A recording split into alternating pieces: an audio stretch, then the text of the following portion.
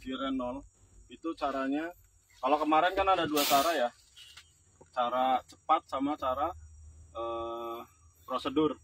Kalau cara cepatnya ini diinjek dikit aja, nggak usah diinjek penuh, dikit aja, tek gini aja. Spelengnya kan ada spelengnya nih, spelengnya aja tek, pencet sekali. Ya. Tapi cara ini sebaiknya nggak dipakai. Kalau dia lama standby ya? Ya, enggak.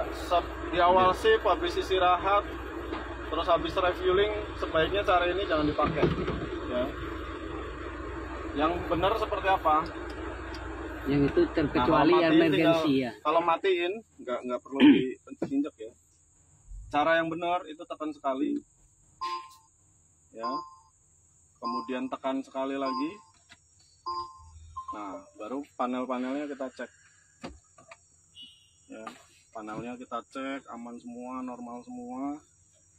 Nah, layarnya udah nyala semua, baru kita start. Nah, diinjak sedikit aja, start. Ya. Jadi nggak perlu ditahan, diklik aja. Yang penting ininya keinjak nih, sedikit aja.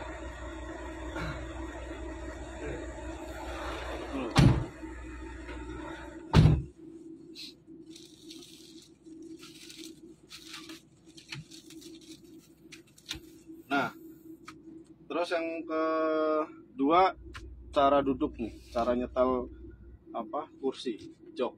Ya. Ini ujung telapak tangan ini ya, ini harus kita jangkau nih. Ya, sambil kita injak tuh, kita jangkau, kita sesuaikan. Nah, berarti sudah cukup sandarannya. Terus ngatur ketinggiannya seperti apa? Di sini ada 1, 2, 3 nih. Ada 4. Coba kalian lihat.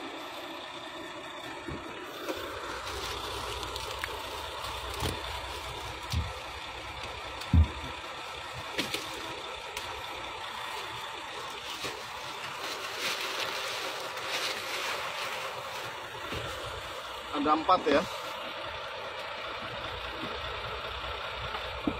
Ini kalau ditarik untuk ngatur sandaran. Ya, sandaran ini maju mundur. Ini buat ngatur ketinggian jok. Kalau turun ke bawah, dia turun joknya. Kalau diangkat ke atas, dia naik. Angkat lagi, naik. Angkat lagi, naik. Naik. Ya, tinggal disesuaikan aja sama postur badan. Ini paling tinggi nih. Paling tinggi segini. Kalau terlalu tinggi, turunkan. 1, turun ya. 2, turun lagi. 3, turun lagi. Tinggal disesuaikan sama tinggi badan. Kalau ini untuk ngatur ayunannya, ayunannya jok. Semakin dia ke bawah, semakin keras. Nah, ini mati nih. Semakin ke atas, semakin empuk. Nah, tinggal disesuaikan aja. Nah, ini enak nih, nggak terlalu empuk, nggak terlalu keras juga. Ya. Kalau ini untuk ngatur ini, bisa nungging, bisa naik, jadi gini. Yang penting pada saat mengatur jok, ini ada di ujung, ya. Dan kaki bisa nginjek rem penuh, bukan gas ya, tapi remnya bisa penuh. Sandaran tidak terlalu tegak, tidak terlalu rebah. Nah, kalau saya segini enak nih. Ya. Terlalu tegak juga nggak enak. Nah, kayak gini masa, ya enak. Ya. Jadi tidak terlalu tegak, juga tidak terlalu rebah. Ya. Jelas jok ya? Jelas. Sharing cara nyetelnya, ini ujungnya diinjek ya. Ngatur posisi steering. Bisa til, bisa teleskopik. Disesuaikan. Oke. Kemudian cara lihat HM. Ya. Ini yang simbol-simbol dulu nih.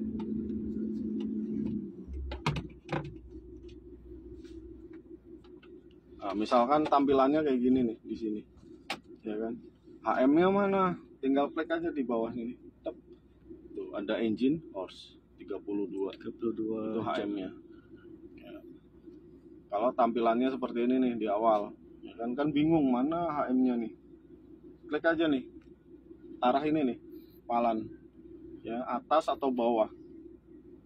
Ya, diklik, nah keluar 32. Ke kiri kanan. Jadi HM tuh yang ini ya. Oh, yang engine itu. Engine horse ya, iya, bukan ini ya. Kalau ini kilometer nih, ya. Jarak tempuh ini, bukan HM. Kalau HM tuh yang ini. Ya. Jadi kalau tampilannya kayak gini, diklik aja sini sekali. Nah, oh tuh HM-nya 32. Kemudian ini yang sebelah kiri ada tulisan AdBlue nih. Ini adalah 29% itu isinya AdBlue. Itu normal. Enggak, isinya. Kalau maksimalnya 100% full, isinya tinggal 29% di AdBlue. Kemudian yang sebelah kiri ini solar, tangki solar nih. 237 km itu artinya sisa solar yang ada di dalam tangki bisa menempuh jarak sejauh 237 km sisanya. Ini kalau kita lihat setengah ya, ada setengah ya. Setengah lebih sedikit. Jadi jangan salah nih, ini AdBlue, ini fuel. Ya. Ini HM. Ini RPM. Ya. RPM-nya ini.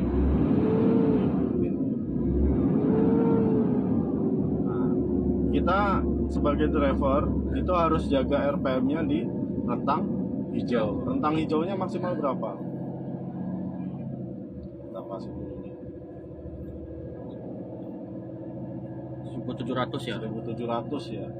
Rentang hijaunya ya, dijaga di sini nih.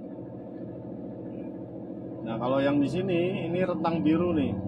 Ini rentangnya retarder bekerja ya, di range ini.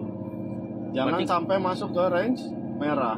Jangan sampai overrunning. Ya. Jangan sampai overrunning.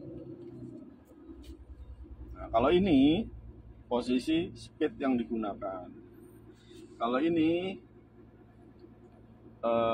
axle ya, kondisi axle. Kalau ini kan nggak aktif nih.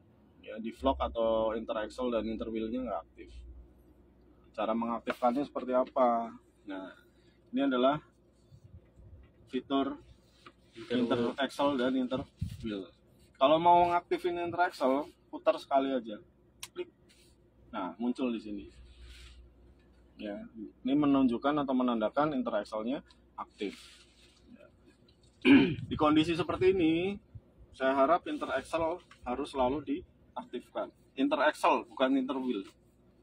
Kalau inter wheel-nya mana? Putar lagi ke kanan sekali. Tek. Nah, kalau nyala semua seperti itu artinya inter wheel. Matiinnya gimana? Tekan sekali aja sini. Klik. Itu mati semua ya. Saya harap di kondisi seperti ini yang aktif inter axle dan off road. Dua ini. Di kondisi jalanan seperti ini ya. Inter axle dan off road. Palan bisa bedain ya, mana inter axle mana inter wheel ya. Kalau inter wheel kayak gini nih, ini jangan dipakai nih kecuali amblas. Ya, kecuali amblas. Itu sudah double berat ya. Double berat. Dari inter wheel mau ke inter axle gimana? Putar ke kiri. Nah, inter axle. Kalau dari inter axle ke inter wheel, putar ke kanan. Oh. Kalau mau dimatiin semua, klik aja sekali. Klik. Ya. Oh, di saat aktif kalau mau mutar semua aktif satu, putar ke tinggal kanan. ke kiri. Kalau mau aktif satu aja. Kalau aktif satu putar ke kanan. Tak. Enggak, kalau sudah aktif dua gini kan? Kalau udah aktif dua dipencet aja. Enggak, kalau mau pakai satu aja maksudnya. Mau pakai satu ya. Ini kan inter axle. Ya. Ini inter wheel. Mau dari inter wheel mau dipakai ke inter axle. Ya. Putar ke kiri sekali. Inter wheel, ingat ya, inter wheel hanya dipakai pada saat kondisi amblas. Kalau nggak amblas jangan sekali-kali pakai inter wheel. Ini jelas ya. Nah, kalau untuk pemakaiannya inter axle atau inter wheel, kalau kita sambil jalan bisa nggak Pak? Nggak ngaktif harus jalannya. berhenti. Harus berhenti, wajib berhenti ya. Harus berhenti. Kalau untuk ngerilisnya, Rilisnya sama. kunci berhenti juga. Makanya kenapa Interaxle di kondisi seperti ini sebelum kita jalan udah pakai aja nih. Jadi misalkan kita mau ngerit nih, ini mau ngerit kan kita kan, sebelum jalan pakai aja Interaxle-nya satu.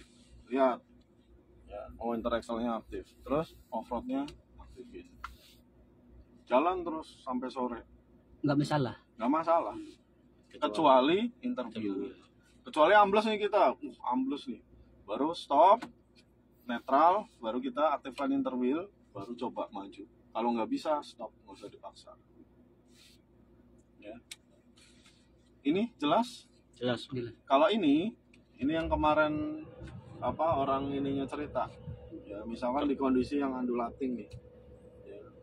Kita mau maju nih, masukin aja speednya. Ya. Kita maju nih, RPM-nya misalkan mau berapa RPM-nya?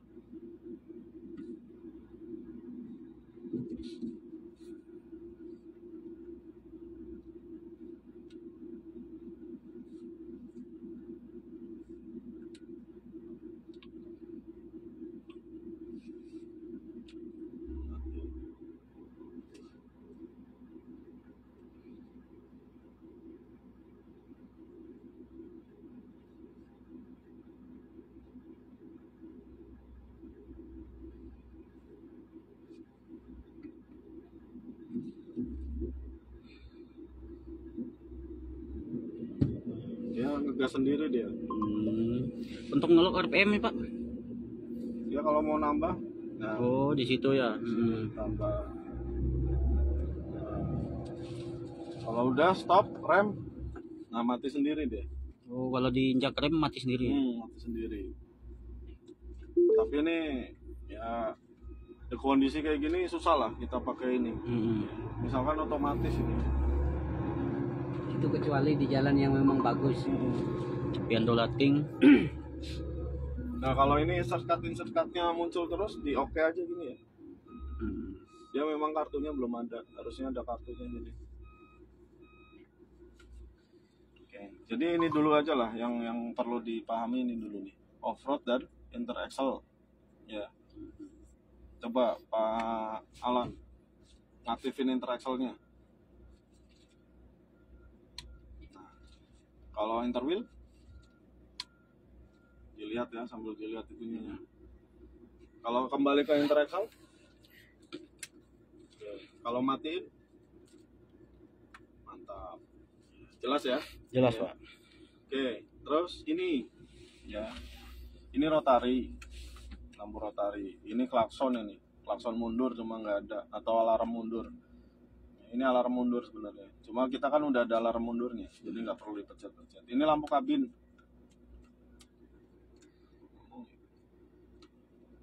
Harusnya mau atau pas pintu kebuka ya? Ini mau Pak?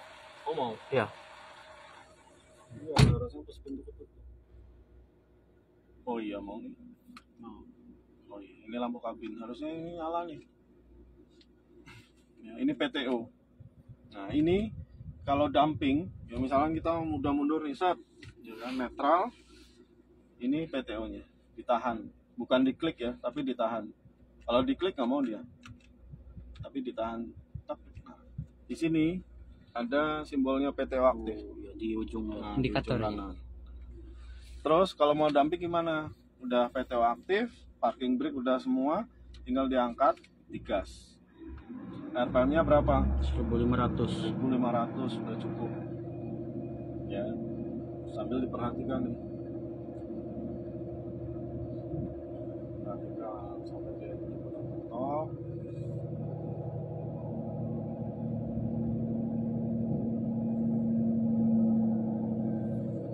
Nah, menjelang puncak kita kurangi gasnya. Nah, kalau udah mentok, PTO-nya dimatikan. Ya. Baru diturunkan. Turunkan kayak gini, dia ngelok deh.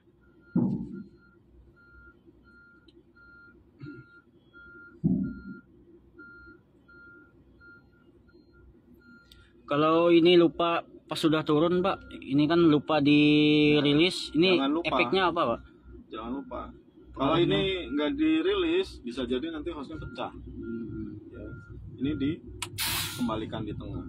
Olehnya pompa terus main ya. Nah, nggak, pompanya sebenarnya nggak main, cuma terbuka palepnya. Oh iya. Ya, kan jadi nggak awet, nanti cepat rembes. Ya, pokoknya sebelum maju, ini kan habis damping kita habis turunkan ya. Sebelum maju ditengahin dulu. Caranya gini. Itu aja. Nah, biasanya yang lupa nih PTO. Misalkan PTO-nya lupa nih, kita maju. Apalagi nggak ada alarmnya ya Pak. Nah, kita maju nih, PTO-nya aktif, kita gas. Itu tuh speednya nggak mau naik. Ini saya gaspol, nggak mau shift up dia. Ya, ngelok. Makanya kenapa habis dumping, ya habis dumping sebelum menurunkan dam PTO-nya dimatiin dulu. Ya.